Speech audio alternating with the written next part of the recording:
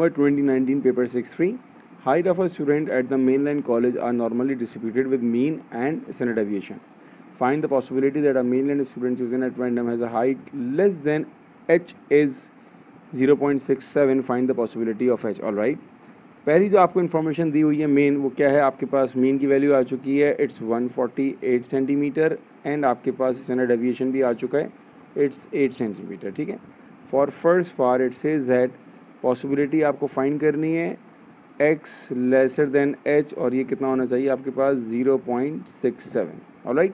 पहली चीज़ हमें यहाँ पर z की वैल्यू निकालनी पड़ेगी, और उससे भी पहले हमें यहाँ पर z का लेट सपोज z की वैल्यू क्या है मुझे नहीं पता, और ये क्या है मेरे पास? इसका आंसर कितना आना चाहिए? 0.67. मुझे पहले z का साइन देखना पड़ेगा. ठीक है बेटा. z के साइन हम कैसे देखेंगे कि लेसर का मतलब क्या हुआ कि हम लेफ़्ट की तरफ अप्रोच कर रहे हैं, और एरिया जो है वो मोर देन हाफ है. इसका मतलब z मेरा यहाँ कहीं हो सकता है पॉजिटिव साइड पर, क्योंकि अगर यहाँ से लेफ़्ट की तरफ अप्रोच किया जाएगा तो जो एरिया कवर होगा वो आपका मोर देन हाफ होगा. तो इससे हमें बात समझ में आ गई कि z जो है हमारा वो पॉजिटिव होगा. अब हम 0.67 को अपने करेक्शन फैक्टर को अपने टेबल में हम देखेंगे, तो इसके पास आपकी एग्जैक्ट वैल्यू आ रही है, दैट इज़ 0.44. ऑलराइट. ये आपके पास z की वैल्यू आ चुकी है. आपको यहाँ पर x निकालना था, तो मैं फार्मूला अप्लाई करूँगा, z is equals to x minus mu divided by sigma. Value place कर दी मैंने 0.44. x मेरे पास अननोन है, माइनस म्यू मुझे गिवन है 148, एंड सिग्मा इज़ 8. आपने सिंप्लीफाई किया, you will get the value of x that is 151.52 rounded off to 152, और ये मेरे पास मेरी हाइट की वैल्यू आ चुकी है. ये मेरा पहले पार्ट का आंसर हो गया. Alright. Next one. 120 mainland students are chosen at random. Find the number of these students that would be expected to have a high height within a half a standard deviation of the mean. अब इसका मतलब क्या हुआ? पहली चीज़, आपके पास standard deviation की value क्या है भाई? स्टैंडर्ड डेविएशन हमारे पास गिवन है, दैट इज़ 8 सेंटीमीटर. ऑलराइट. मैं यहाँ पर कहूँ half of standard deviation, that means half का मतलब क्या हुआ? अपॉन 2 कर दिया, ये आपके पास आ जाएगा 4 centimetre. Alright. Half a standard deviation of the mean. अब ये चीज़ को कैसे हम यूज़ करेंगे?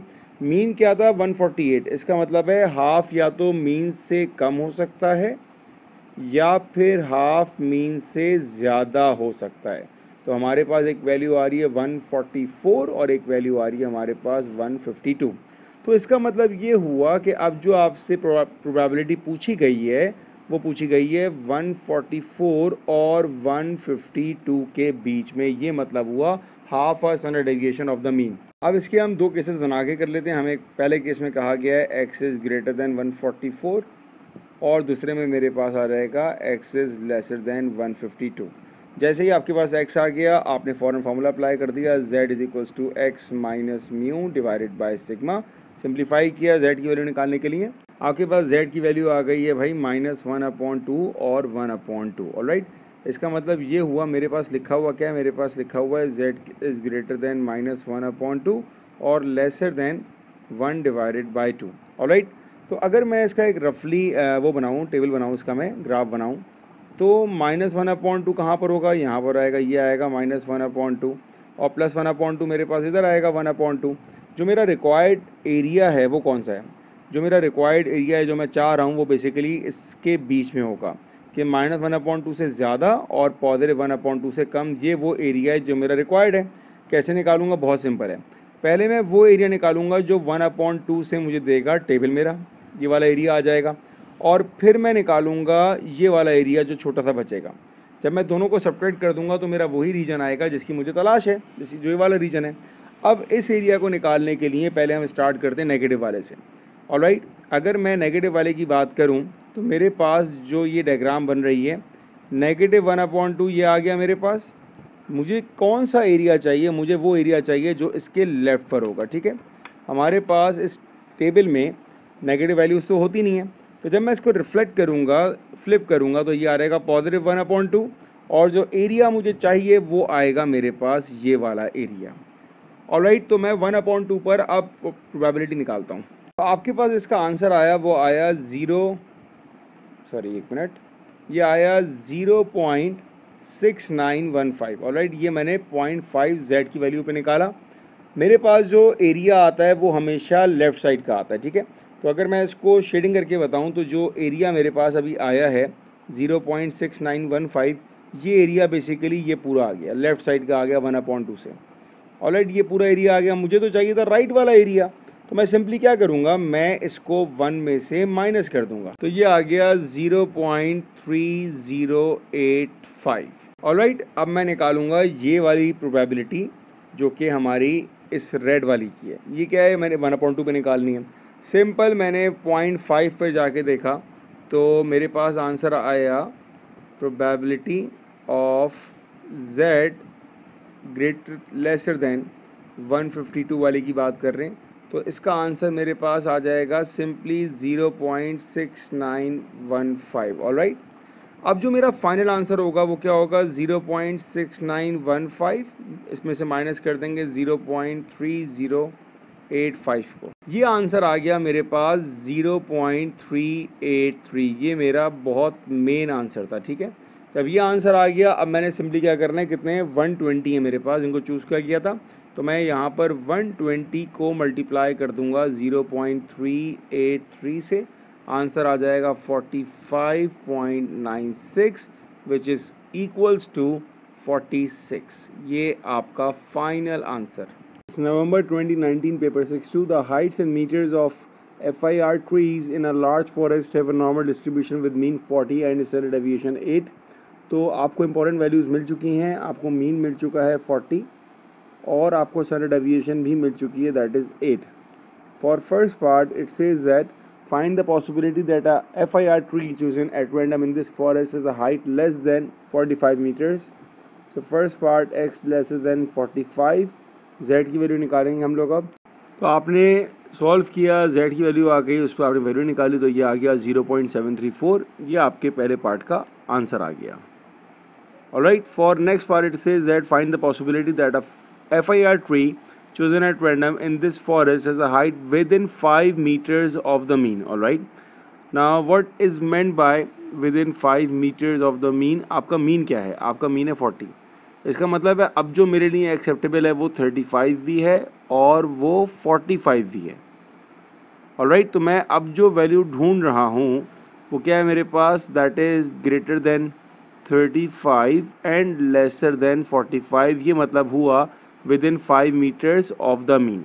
अब हम दोनों का सेपरेटली z निकालेंगे और फिर उस पर हमारी पॉसिबिलिटी की वैल्यू आएगी। तो ये मैंने दोनों की सेपरेटली z की वैल्यू निकाली, ठीक है। अब मेरे पास जो आंसर आएगा वो इसका जो आंसर आएगा z का, क्योंकि ये माइनस में, तो मैं इसका कौन सा एरिया निकालूंगा, मुझे कौन सा एरिया चाहिए इसका, ये मुझे एरिया चाहिए येलो वाला, ठीक है। और ये येलो वाला एरिया बराबर किसके होगा, जब मैं इसको रिफ्लेक्ट करूँगा तो जो राइट पर एरिया आएगा 1 से माइनस करने के बाद वो एरिया मुझे चाहिए, ठीक है। इसकी वैल्यू क्या आ रही है, इसकी वैल्यू आ रही है 0.734। इसको आपने 1 में से माइनस करना है, इसका आंसर आ गया बेटा 0.266। अब जो आपका फाइनल आंसर होगा वो कैसे आएगा, इस पे चूँकि वैल्यू तो सेम है मेरे पास, तो इसका जो आंसर आएगा एरिया वाला वो सेम होगा, दैट मीन्स 0.734 में से मैंने माइनस वो वाला एरिया करना है जो मैंने लास्ट वाले पार्ट में अभी माइनस करके निकाला है, ठीक है। तो जब मैं इसको माइनस करूँगा इसके साथ, I will get the answer that is 0.468।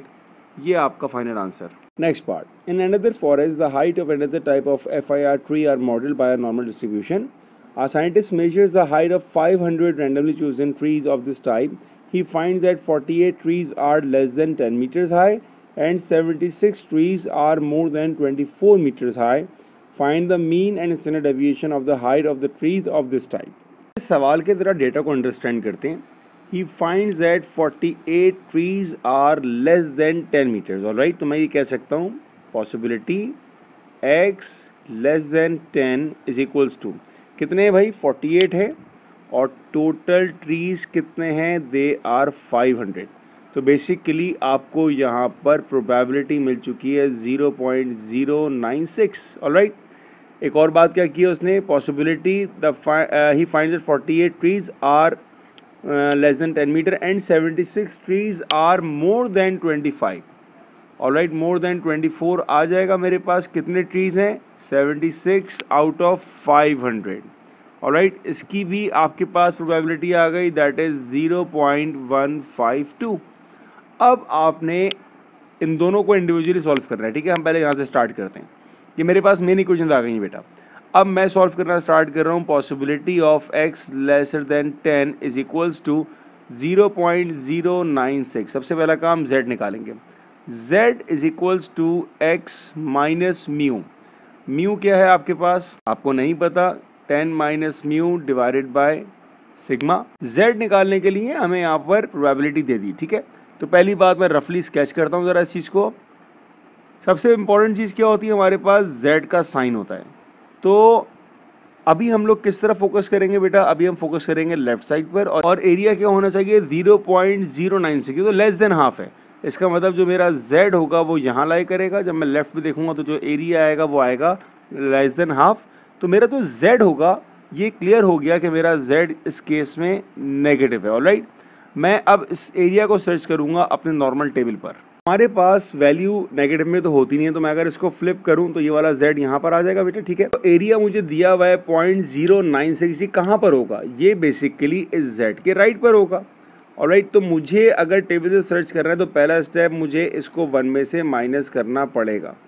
So 1 minus 0.096 equals to 0.904, और इस 904 पर मुझे z की वैल्यू निकालनी है। जब मैंने 0.904 को सर्च किया तो मुझे मिला क्या, मुझे मिला 0.9032, जिस पर z की वैल्यू क्या आ रही है 1.3।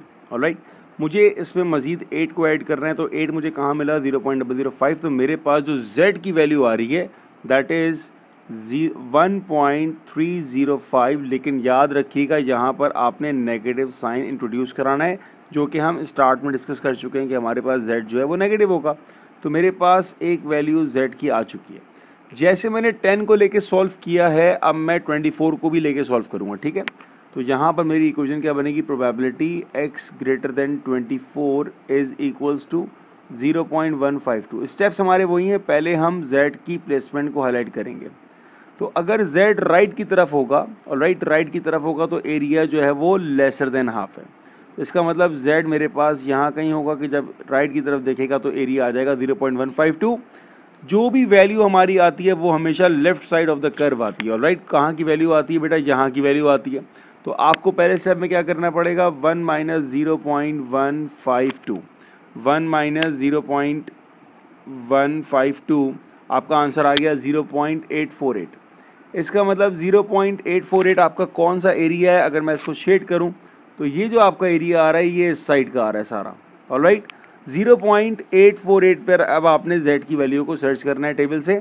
जब मैंने अपनी वैल्यू को सर्च किया तो 0.8461 जो कि 0.848 से नियरेस्ट थी, ये आ रही है 1.02 पर। इसको अगर मैंने 0.848 बनाना है, इसका मतलब है आई नीड टू ऐड 19 कहाँ आ रहा है 0.008। तो मेरे पास z की वैल्यू आ चुकी है 1.208, ये मेरा आ चुका है z।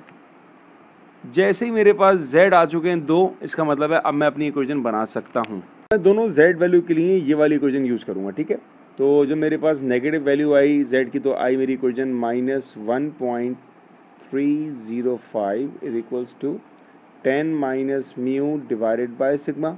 मैं सिंप्लीफाई करूँ तो ये आ रहेगा -1.305 sigma is equals to 10 minus mu. Alright, और मेरे पास दूसरी जब z की वैल्यू आई है 1.208 जो मैंने अभी निकाली है, उसमें मेरी इक्वेशन क्या बनेगी 1.208 इज इक्वल्स टू x क्या है यहाँ पर, x मेरे पास 24 है, minus mu divided by sigma.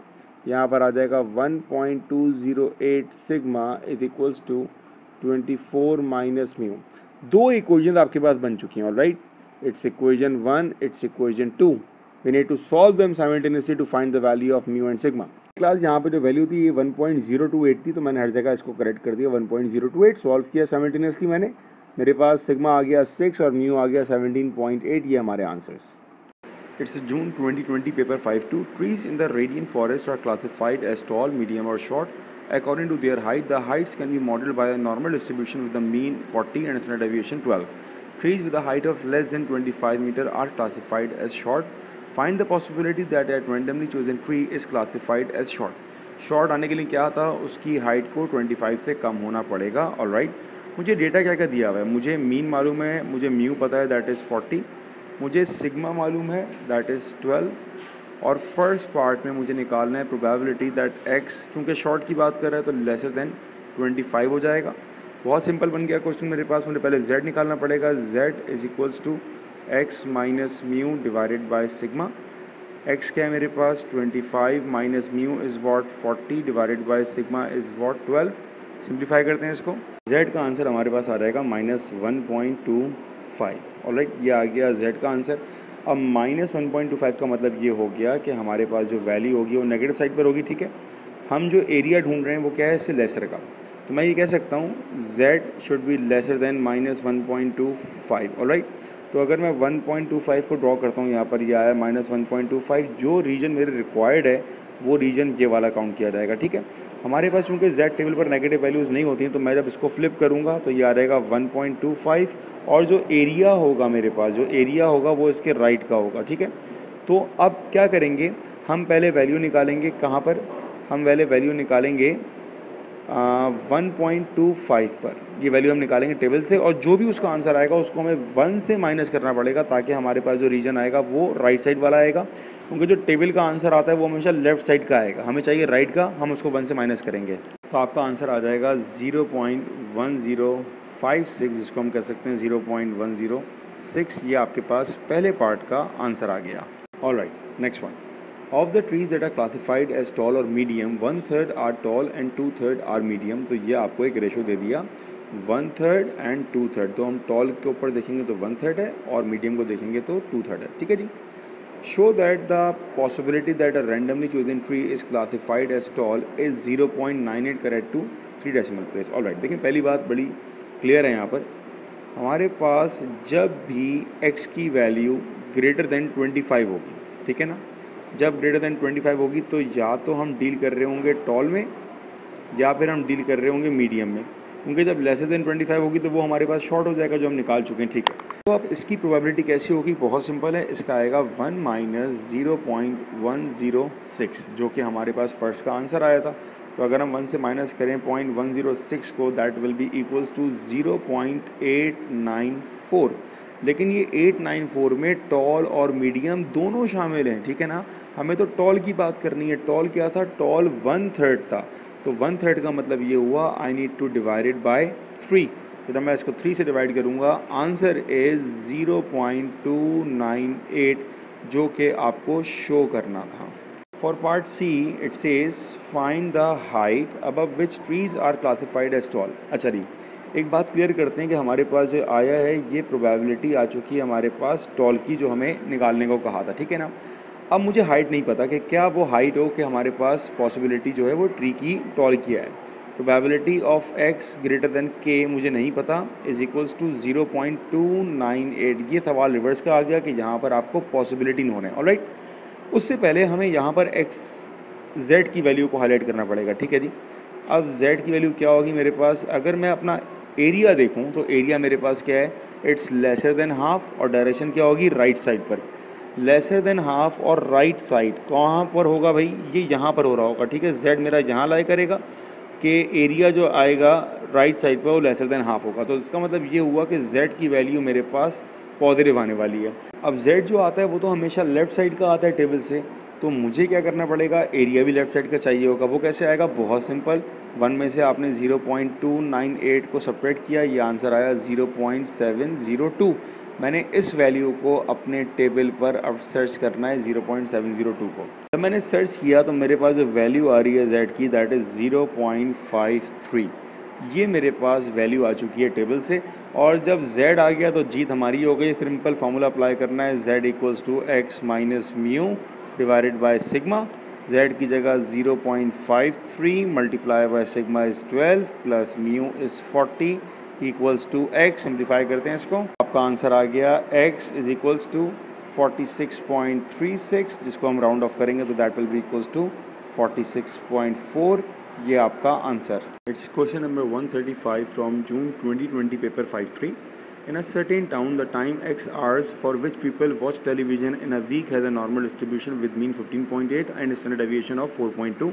तो पहले मैं डेटा लिख दूँ अपना कि मेरे पास म्यू भी आ चुका है 15.8 और मेरे पास स्टैंडर्ड डेविएशन भी आ चुका है 4.2। जब ये डेटा मुझे मिलता है ये इंडिकेट करता है कि अब मुझे z निकालना होगा। पार्ट ए पढ़ते हैं। Find the possibility that a randomly chosen people from this town watches television for less than 21 hours in a week. Alright, तो पहला पार्ट आपका बहुत सिंपल है, possibility x should be lesser than 21। पहला काम z के ऊपर करते हैं। z is equals to x minus mu divided by sigma.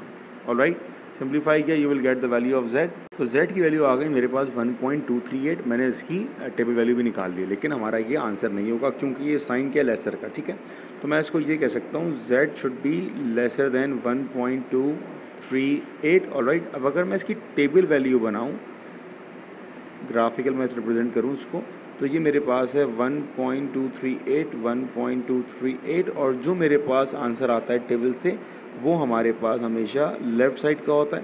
तो लेफ़्ट साइड का एरिया जो मेरे पास आया है इट्स 0.8922। तो मैं ये कह सकता हूँ probability that x should be lesser than 21 is equals to 0.8922। ये आपका पहले पार्ट का answer. Alright, for next part it says that find the value of k for which probability that x should be lesser than k is equals to 0.75। अच्छा जी, आपको यहाँ पर probability की value दे दी है, आपको यहाँ पर z निकालना पड़ेगा। ये क्वेश्चन होगा मेरे पास, ये इन्वर्स बाय नॉर्मल का हो जाएगा। ठीक है जी, अब पहली चीज़ हमें z की डायरेक्शन को फाइनल करना पड़ता है। टेबल बनाते हैं, सॉरी ग्राफ बनाते हैं, उसके लिए एक बेल शेप। ये आपको ये कह रहा है कि हमारा जो एरिया है वो मोर देन हाफ कवर्ड हुआ हुआ है, लेकिन हम लोग लेफ़्ट की तरफ अप्रोच करेंगे। ठीक है, लेफ़्ट की तरफ अप्रोच करेंगे और मोर देन हाफ होना चाहिए। तो इसका मतलब है z की वैल्यू मेरे पास यहाँ कहीं पोर्शन पे लाई करेगी, पॉजिटिव होगी, क्योंकि जब मैं यहाँ से लेफ़्ट की बात करूँगा तो मेरा मोर देन हाफ कवर होना चाहिए, दैट इज़ 0.75। तो z की वैल्यू मेरे पास पॉजिटिव होगी। ये तो हमने फाइनल कर लिया। मैं लिख देता हूँ यहाँ पर कि z शुड बी पॉजिटिव। अब वो वैल्यू क्या होगी इसको हम टेबल पे ढूंढेंगे 0.75 को। मैंने टेबल पे सर्च किया तो मुझे वैल्यू मिल रही थी 0.7486 और ये मिल रही थी 0.67 पर। मुझे चाहिए था 0.75, जो नियरेस्ट नंबर मुझे मिला दैट वाज 13, जो कि मुझे मिल रहा था 4 पे। तो मेरे पास आंसर आ गया 0.674। ऑलराइट, तो मेरे पास z की वैल्यू आ चुकी है 0.674। अब मुझे x निकालना है, बहुत सिंपल है। z का फॉर्मूला क्या होता है, x minus mu divided by sigma. z is what 0.674 multiply by sigma is what, sigma मुझे दिया हुआ है 4.2 plus mu is what 15.8। I will get the value of x here. Simplify करते हैं इसको, इसका आंसर आ जाएगा मेरे पास x इज इक्वल्स टू 18.6, जो कि बराबर होगा हमारे पास k के, जिसकी हमें वैल्यू निकालनी है। Alright class, it's June 2020 paper 5-3। A pair of coins is thrown repeatedly until a pair of tail is obtained. Now that is a very important keyword, until a pair of tail. The random variable x denotes the number of throws required to obtain a pair of tails. In the first part it says find the expected value of x. We know that the expected value basically क्या होता है, हमारे पास mean होता है। Alright, अच्छा ये until a pair of ने ये बता दिया कि ये तो क्वेश्चन आ गया हमारे पास। Now that is from geometric distribution. Alright, ये geometric का सवाल आ गया। ठीक है, अगर आपको मीन निकालना है ज्योमेट्रिक में तो वर्किंग फार्मूला होता है हमारे पास 1 डिवाइडेड बाय p। अच्छा p क्या होगा, p हमारे पास है सक्सेस। सक्सेस क्या है, सक्सेस ये है कि जब तक आपको 2 टेल ना मिल जाए। ठीक है ना, अगर आपके पास 2 डाइस हैं तो टेल आने का ऑप्शन क्या होगा, भाई पहले पर हेड आया, फिर टेल आया, फिर दोनों पर हेड आ सकता है, या फिर टेल के साथ हेड आ सकता है, या फिर टेल के साथ टेल आ सकता है। तो सक्सेस हमारे पास खाली 1 टाइम्स आ रही है आउट ऑफ 4। तो p आ गया मेरे पास 1/4, q आ जाएगा मेरे पास 3/4। तो मेरे पास मीन आ जाएगा बहुत simply 1 divided by 4 which is equals to 4, और इसको हम बोलेंगे हमारी एक्सपेक्टेड वैल्यू आ गई। That is your first part answer. Alright, for second part, find the possibility that exactly 3 throws are required to obtain a pair of tails. आपने formula apply कर दिया, बहुत सिंपल होता है, q to the power r-1 and p to the power 1. Alright, तो q क्या था आपके पास, q is 3/4, तो मेरे पास आएगा 3/4 टू द वैल्यू r क्या है, r है 3 - 1, और p क्या था आपके पास 1/4। तो ये आ रहेगा 3 का स्क्वायर 9, 4 का square 16 into 1/4 which is equals to 9 divided by 64। ये आपका आंसर है। Part C, find the possibility that fewer than 6 rows are required to obtain a pair of tails. Alright, क्या मतलब हुआ, fewer than 6 का मतलब ये हुआ कि अब 6 इंक्लूड नहीं है। ऑलराइट, अच्छा हमारे पास जब भी लेस देन का साइन होना चाहिए उसमें इक्वल टू होना चाहिए, तो हम इसको ऐसे लिख सकते हैं possibility of x should be lesser than equals to 5। ये भी तो बराबर हो कोई बात, फ़ायदा क्या हुआ इस तरह लिखने का, इसका हमारे पास डायरेक्ट फार्मूला होता है 1 minus Q to the power R. अब इसको सॉल्व करना बहुत सिंपल हो गया, that will be 1 minus Q. Q क्या था हमारे पास 3/4 and R is what, R is power 5। So that gives you the value of 0.763, ये इसका आंसर। Next part, on a different occasion a pair of fair coins is thrown 80 times, use an approximation to find the possibility that a pair of tail is obtain more than 25 times. तो ये तो आपका सवाल बन गया, ये बन गया आपका नॉर्मल का। ऑलराइट, कैसे पता लगा कि आपका जो एक्सपेरिमेंट है वो बहुत दफ़ा रिपीट हो रहा है? तो ये सवाल आपका नॉर्मल का आ गया। नॉर्मल में आपको पहले मीन और सिग्मा निकालना पड़ेगा। अगर आपको मीन निकालना है, mean is equals to, symbol क्या होता है म्यू, वर्किंग फार्मूला क्या होता है एन पी। ऑलराइट, आपके पास एन की वैल्यू क्या आ गई, एन आपके पास आ गया 80 और पी जो कि सक्सेस हम निकाल चुके हैं that is 1/4, it is equals to 20। तरह मैं अब सिग्मा निकालूंगा। Sigma is what, sigma is under root of N P Q. N P का आंसर तो आ चुका है आपके पास 20, और क्यू क्या था, क्यू आपके पास था 3/4, so that will be 5 3s are 15। तो इसको मैंने कह दिया, ये आ गया मेरे पास अंडर रूट 15। मीन और सिग्मा से अब आप z निकाल सकते हो। कैसे? क्वेश्चन कह रहा है मोर देन 25 टाइम्स, मतलब मुझे पॉसिबिलिटी निकालनी है x is greater than 25। Alright, पहला काम मैंने z के लिए किया। z is what, z is equals to x minus mu divided by sigma. यहाँ पर x की वैल्यू क्या होगी, उसके लिए आपको करेक्शन फैक्टर का काम करना पड़ेगा। कैसे करते हैं हम लोग ये काम? लेट्स सपोज कि ये 24 है, ये 25 है और ये 26 है। हम वैल्यूज़ लेते हैं 0.5 पहले और 0.5 बाद में, मतलब एक वैल्यू मेरे पास आ गई 24.5 और एक वैल्यू आ गई मेरे पास 25.5। ठीक है, हम किस तरफ अप्रोच कर रहे हैं? हम राइट की तरफ अप्रोच कर रहे हैं। हमारे पास दो ऑप्शन है राइट के, या तो हम यहाँ से राइट मूव कर सकते हैं या फिर हम यहाँ से राइट मूव कर सकते हैं। राइट मूव करने में हमें 25 नज़र नहीं आना चाहिए क्योंकि ग्रेटर देन 25 है, हमें 25 की वैल्यू नहीं चाहिए। अगर हम 24.5 लेंगे तो यहाँ पे 25 की वैल्यू इंक्लूड हो रही है। इसका मतलब है कि मेरे पास जो x की वैल्यू होगी दैट इज़ 25.5, मैंने प्लेस कर दिया यहाँ पर। 25.5 minus mu is what, mu is 80 and divided by under root 15। Simplify करते हैं, we will get the value of z here. Answer आ गया मेरे पास 1.42। तो इसका मतलब मैं तलाश क्या कर रहा हूँ? अब मैं तलाश कर रहा हूँ probability of z is greater then 1.42। इसकी वैल्यू मेरे पास आ जाएगी टेबल से इजीली। 1.42 पे जो आंसर आया दैट इज़ 0.922, लेकिन ये फाइनल आंसर नहीं है। ऐसा क्यों? ऐसा इसलिए कहा मैंने कि अगर आप इसको स्केच करें रफली, ठीक है, ये इसका स्केच आ रहा है पार्ट, जो आपको वैल्यू चाहिए that should be greater than 1.42। ठीक है ना, मैंने कहा ये आ गया 1.42 और जो मेरे काम की वैल्यू है that lies on this region, वो ग्रेटर देन की बात आ रही है। जो आपके पास 0.92 आया है वो तो बेसिकली ये वाला एरिया है ना मेरे पास, 0.922 वाला। तो अगर मुझे फाइनल आंसर निकाला है I need to subtract it from 1, तो 1 माइनस 0.9222 इज इक्वल्स टू 0.0778। ये जो होगा ये आपका फाइनल आंसर है।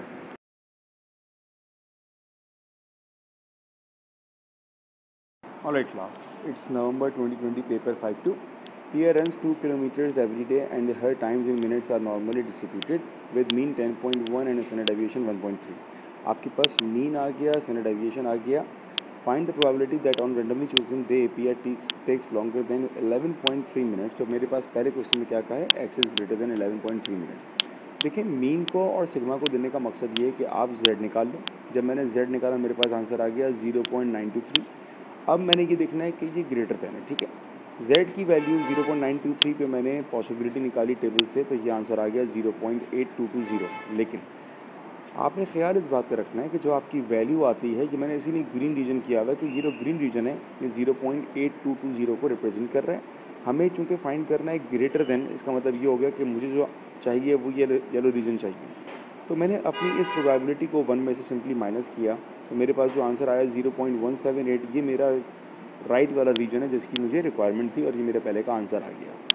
For the next part, on 75% of days Pia takes longer than t minutes to run 2 kilometre, find the value of t। Again आपके पास probability आ गई, दैट मीन्स कि ये आपका इनवर्स का सवाल है। ऑलराइट, तो आपको गिवन क्या है, possibility should be greater than 0.75। सबसे पहला काम ये होता है z निकालने से पहले कि आपको z की डायरेक्शन का पता हो, z की वैल्यू पॉजिटिव है या नेगेटिव है। ये कह रहा है कि z की वैल्यू होगी राइट साइड की तरफ, अप्रोचिंग होगा एरिया, और एरिया इज़ 0.75, मतलब एरिया हाफ से ज़्यादा है। अब राइट की तरफ और एरिया हाफ से ज़्यादा, देखिए z के ऑप्शन मेरे पास या तो यहाँ हो सकता है या फिर यहाँ हो सकता है। अगर z यहाँ पर होगा तो राइट का एरिया मोर देन हाफ नहीं हो सकता, इसलिए z को मेरे पास नेगेटिव पर होना चाहिए, क्योंकि हाफ का एरिया यहाँ पर मोर देन हाफ है। तो z की वैल्यू जो आएगी मेरे पास ये नेगेटिव वैल्यू आएगी, ठीक है ना। अब वो वैल्यू क्या आएगी, हम सिंपल 0.75 को सर्च करेंगे टेबल पर और हमें z की वैल्यू मिल जाएगी जो हमारे पास आ रही है 0.674। चूँकि माइनस में क्यों हो रही है, क्योंकि हमने ये फाइनलाइज कर लिया था कि z हमारा इस रीजन पर लाई कर रहा होगा, ठीक है। तो z का हमारे पास आंसर आ गया -0.674। जब आपका z आ गया तो जीत आपकी हो चुकी है। आपने जस्ट फार्मूला अप्लाई किया z equals to x minus mu upon sigma. यहाँ पर आपको z भी पता है, म्यू भी पता है, सिग्मा भी पता है, सिंप्लीफाई किया, you will get the value of x which is 9.2, और ये आपके टाइम का आंसर है। For part C, it says that on how many days in period of 90 days would you expect P to take between 8.9 and 11.3 minutes to run 2 kilometre, all right. तो ये मेरे पास possibility आ गई greater than 8.9 और lesser than 11.3। हमारे पास दो values आ रही हैं x की, हम दोनों को सॉल्व करेंगे, ठीक है, और हमारे पास z की वैल्यू आएगी। अच्छा, हमारे पास हमेशा z की वैल्यू जो है वो सेम आएगी। इस चीज़ को समझने की बहुत ज़रूरत है, यहाँ पर देखिएगा गौर से। अगर मैं दोनों वैल्यूज़ को मार्क कर दूं, इसको भी मार्क कर दिया, इसको भी मार्क कर दिया, ठीक है, जो मेरा रिक्वायर्ड रीजन है जिसके लिए मैं ये सारी काम करूंगा वो रीजन होगा जो इनके बीच में लाई कर रहा होगा, ऑलराइट। ये वो रीजन होगा जिसकी मुझे तलाश है, जो मुझे चाहिए होगा यहाँ से यहाँ तक का। अच्छा, ये रीजन निकालने का हमारे पास तरीका क्या होगा, अगर मैं 0.923 की पॉसिबिलिटी निकालूंगा, एरिया निकालूंगा, तो ये पूरे का एरिया आ जाएगा, ठीक है। इसका मतलब ये हुआ कि अगर मुझे ये वाला एरिया मिल गया और इसको मैंने माइनस कर दिया इस ग्रीन वाले एरिया से, तो मेरे पास ये रिक्वायर्ड आ जाएगा। ये हमारा अल्टीमेट गोल है, ठीक है। 0.923 पर मैंने एरिया निकाला, पॉसिबिलिटी निकाली, तो ये मेरा आंसर आ जाएगा 0.8820। अब ये डी निकालने के लिए मुझे ये 0.923 वाला एरिया निकालना है जो इसके लेफ्ट पर होगा। तो मैंने इसको सेपरेट यहाँ ड्रॉ कर दिया, ठीक है। 0.923 यहाँ पर होगा क्योंकि हमारे पास z वैल्यूज़ नेगेटिव नहीं हो सकती। इसको फ्लिप किया, ये आ गया मेरे पास। जो आंसर आएगा 0.923 का वो तो उसके लेफ्ट का एरिया होगा, मुझे चाहिए राइट का, तो मैं उसके एरिया को 1 में से माइनस कर दूंगा, ठीक है। ये 0.178 क्या आया, ये मेरे पास ये वाला रीजन आया जिसकी मुझे तलाश थी। अब मेरे पास ये वाला एरिया आ चुका है, मैं क्या करूँगा, इस पूरे एरिया में से इस छोटे वाले को माइनस करूँगा तो मेरे पास रिक्वायर्ड रीजन आ जाएगा। यहाँ पर यही काम किया है, पूरे एरिया में से छोटे वाले को माइनस किया तो मेरे पास रिक्वायर्ड पॉसिबिलिटी आ चुकी है। ये पॉसिबिलिटी उसने कहा है कि 90 डेज़ पर आपने एक्सपेक्ट करनी है। सिंपली मैंने 90 से मल्टीप्लाई कर दिया and I got my final answer. Alright class, it's November 2020 paper 5-3. The time taken to swim 100 meters by members of a large swimming club have a normal distribution with mean 62 seconds and standard deviation of 5 seconds. आपको क्या data दिया हुआ है, आपको mu दे दिया है that is 62, आपको standard deviation दे दिया है that is 5. Find the possibility that randomly chosen member of the club takes between 56 and 66 seconds. Alright, आपको क्या निकालना है, बहुत सिंपल है, आपको वो पॉसिबिलिटी निकालनी है जो कि 56 से ज़्यादा हो और 66 से कम हो, वो आपको पॉसिबिलिटी निकालनी है, ठीक है। तो सबसे पहले मैं स्टार्ट करूँगा भाई z से, ठीक है ना। तो मेरे पास जो पहला केस लिखा है उसको मैं कह सकता हूँ x is greater than 56. Alright, formula क्या होता है हमारे पास, formula is what, z is equals to x minus mu divided by sigma. z की वैल्यू मुझे नहीं पता, x मेरे पास यहाँ पे 56 है, minus mu is given that is 62 divided by sigma is given that is 5. Simplify करते हैं इसको, ये आपका आंसर आ गया z is equals to -1.2. Alright, और जो मेरा रीजन है वो क्या है, बेसिकली ग्रेटर देन है, ठीक है। इसका ताल्लुक क्या है, इसका बहुत इंपॉर्टेंट हमारा रोल है वैल्यू के ऊपर। आपने टेबल बनाया, आपकी वैल्यू z की क्या आ रही है हमारे पास, -1.2, लेकिन जो रीजन हम चाह रहे हैं वो क्या चाह रहे हैं हम लोग, ग्रेटर देन. इसका मतलब ये हुआ कि जो हमारे काम का रीजन जो हम प्रीफर कर रहे हैं वो ये वाला रीजन हो गया, ठीक है। आपको ये भी अच्छी तरह मालूम है कि हमारे पास z टेबल में कभी भी नेगेटिव वैल्यूज़ नहीं आती हैं, तो हम इसको रिफ्लेक्ट कर देंगे। ये रिफ्लेक्ट होने के बाद हमारे पास इधर आ जाएगा, ठीक है जी, ये रिफ्लेक्ट होने के बाद यहाँ आ जाएगा, दैट मीन्स +1.2. तो मैं अपनी पॉसिबिलिटी की वैल्यू निकालूंगा जब हमारे पास z वैल्यू कितनी है, 1.2. तो मेरे पास जो प्रोबेबिलिटी की वैल्यू आ रही है जब हमारे पास z की वैल्यू -1.2 से बड़ी है, वो मेरे पास आंसर आ गया फ्रॉम टेबल इज 0.8849. ऑलराइट, जो मेरे पास सेकंड वैल्यू आ रही है वो क्या आ रही है, वो आ रहा है probability x is lesser than 66. Again I need to find out the z value. z is equals to x minus mu is 62 divided by 5, that will be 4 divided by 5 which is equals to 0.8. Alright class, मेरे पास value आ गई. अच्छा जी, मैं यहाँ पर देख रहा हूँ lesser than को. ठीक है, इसका बहुत इंपॉर्टेंट रोल होता है हमारी वैल्यू पर. मैं आया यहाँ पर, मैंने ग्राफ बनाया अपना, जहाँ पर 0.8 की वैल्यू आएगी. मेरा जो वांटेड रीजन है वो कहाँ पे लाई कर रहा होगा, वो इसके लेफ्ट पे लाई कर रहा होगा. ऑलराइट, ये मेरा वांटेड रीजन है, इसकी वैल्यू मैं निकाल सकता हूँ बाय यूजिंग टेबल. अब आपने फ़ौरन Z टेबल देखना है, वहाँ पर आपने सर्च करना है 0.8 को, और जहाँ पर 0.8 आ रहा है वहाँ पर मेरी पॉसिबिलिटी कुछ ऐसे आ रही है, Z is lesser than 0.8 is equals to 0.7881. अब देखें अब क्या होगा, अब बड़े मज़े का काम आने वाला है. अगर मैं अपना फाइनल एक डायग्राम बनाऊं जिसमें मुझे चाहिए मेरा रिक्वायर्ड रीजन, तो मैं ये कह सकता हूं कि मेरे पास जो रीजन आ रहा है वो -1.2 की जो वैल्यू होगी उसके राइट पर है और 0.8 के लेफ़्ट पर है. ठीक है ना, इसका मतलब जो मेरे काम का रीजन है वो रीजन ये है जिसको मैं अभी शेड कर रहा हूँ. ये रीजन मेरे काम का ऐसा है, ये आप लोगों को समझ में अच्छी तरह आ गया होगा कि मेरे काम का रीजन ये है कि -1.2 से ज़्यादा है और 0.8 से मेरे पास कम है. अच्छा, ये इसको निकालने की स्ट्रेटजी ऐसी है, अगर मैं 0.8 की प्रोबेबिलिटी निकालूँ ग्राफ से, टेबल से सॉरी, तो मेरे पास ये पूरा आंसर आ जाएगा. ठीक है, अब क्लाइमेक्स ये है, अगर मैं किसी तरह -1.2 की वैल्यू निकालूं और उसको मैं सेपरेट कर दूं रेड वाले से, तो मेरे पास ये रीजन ऑटोमेटिकली आ जाएगा. तो अब मेरा सारा गोल ये है कि मैं ये वाली वैल्यू ढूंढूं. अच्छा भाई, ये वाली वैल्यू कैसे हम ढूंढेंगे, बहुत ही आसान काम है.